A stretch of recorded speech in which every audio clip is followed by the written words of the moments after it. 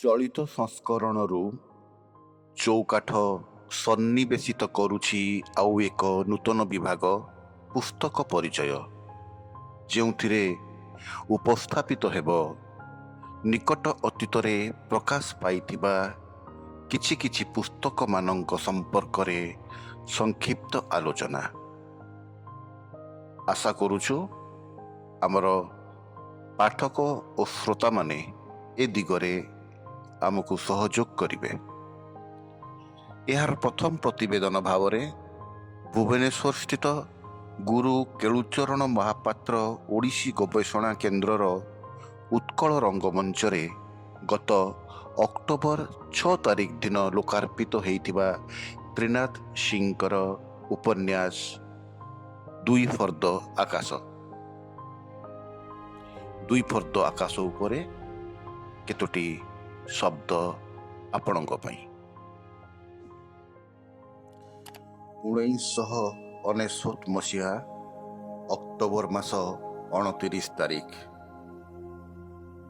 ସେଇ କଳା ଶୁକ୍ରବାର ଯେଉଁ ଗଭୀର ଶୂନ୍ୟ ସ୍ଥାନର କ୍ଷତ ସୃଷ୍ଟି କରିଥିଲା, ସେଇ ଅଦେଖା କ୍ଷତରୁ ଏବେ ବି ଝରୁଛି ରକ୍ତ, ଝରଝର ହେଇ ଝରୁଛି ଯନ୍ତ୍ରଣା। ଏତେ ଭୟଙ୍କର ଓ ଦାରୁଣ ଭାବରେ ତାହା ଖିନ୍ ଭିନ୍ ଆଉ ସ୍ତବ୍ଧ କରିଦେଇଥିଲା ଜୀବନତନ୍ତ୍ରୀକୁ, ଯେ ଶବ୍ଦଟିଏ ବି ଲେଖି ହେଇପାରିନଥିଲା କବିତାରେ। ତା ଭିତରୁ ମୁକୁଳି ଆସିପାରିଲେ ତ। 2-3 ଦିନ ପରେ ଖବରକାଗଜରେ ପ୍ରକାଶ ପାଇଲା, ମହାବାତ୍ୟାରେ ସମୁଦ୍ରକୁ ଭାସି ଯାଇଥିବା ହଜାର ହଜାର ମଣିଷଙ୍କ ମଧ୍ୟରୁ କିଛି କିଛି ଦେହ ମିଳୁଛି ବହୁଦୂର ଦ୍ୱୀପାଞ୍ଚଳର ସମୁଦ୍ର ତଟମାନଙ୍କରୁ। କିଛି କିଛି ସାମୁଦ୍ରିକ ଜଳଚରଙ୍କ ଦ୍ୱାରା ଅର୍ଦ୍ଧଭୁକ ହେଇ। ଅନ୍ୟମନସ୍କ ପୀଡ଼ା ଭିତରେ ଧାଡ଼ିଟିଏ ଲେଖି ହେଇ ଯାଇଥିଲା ସେଦିନ।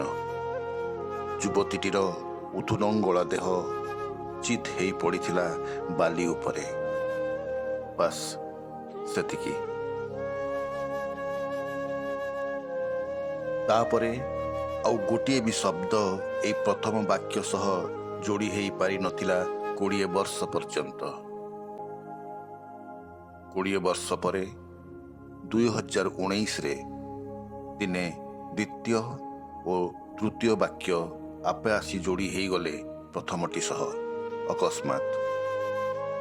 ବାସ୍ ପୁଣି ଗୋଟିଏ ଦୀର୍ଘ ନୀରବତା।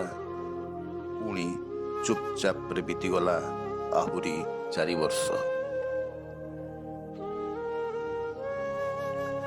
ମହାବାତ୍ୟାର 24 ବର୍ଷ ପରେ ଯେତେବେଳେ ଓଡ଼ିଶା ସେଇ ଧ୍ୱଂସସ୍ତୂପ ଭିତରୁ ବାହାରି ପୁନର୍ଗଠିତ ହେଇସାରିଲାଣି ସବୁଜ ଶ୍ୟାମଳ ରୂପରେ ନୂତନ ଭାବରେ, ସେତେବେଳେ 2023 ଅକ୍ଟୋବରରେ ଅଚାନକ ଆରମ୍ଭ ହେଲା ଘଟଣା ପ୍ରବାହର ସ୍ରୋତ ଓ ଆପେ ଆପେ ବହି ଚାଲିଲା ନିରବଚ୍ଛିନ୍ନ ଭାବରେ 5 ମାସ ପର୍ଯ୍ୟନ୍ତ ଅବିରାମ।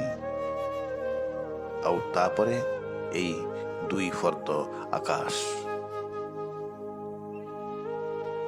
ଦୁଇ ଫର୍ଦ୍ଦ ଆକାଶ।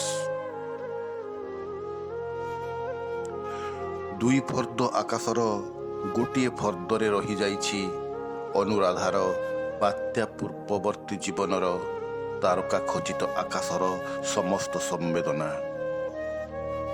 ଆର ଫର୍ଦ୍ଦରେ ବାତ୍ୟା ପରବର୍ତ୍ତୀ ଆଉ ଏକ ଜନ୍ମର କଥା, ଆଉ ଏକ ଦିଗନ୍ତର ଗାଥା, ଯାହା ଭିନ୍ନ ଏକ ଯନ୍ତ୍ରଣାକୁ ପାଳୁଥାଏ ଛାତି ଭିତରେ କୋଉଠି ଗୋଟିଏ ନିଭୃତ ବଖରାରେ।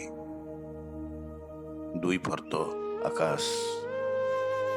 ଦୁଇ ଫର୍ଦ୍ଦ ଆକାଶର ଗୋଟିଏ ଫର୍ଦ୍ଦରେ ତାରକା ଖଚିତ ଆକାଶ ଏବଂ ଅନ୍ୟଟି ପାଳୁଥାଏ ଛାତି ଭିତରେ କୋଉଠି ଗୋଟିଏ ନିଭୃତ ଯନ୍ତ୍ରଣା, ଗୋଟିଏ ନିଭୃତ ଯନ୍ତ୍ରଣା। ଦୁଇ ଫର୍ଦ୍ଦ ଆକାଶ।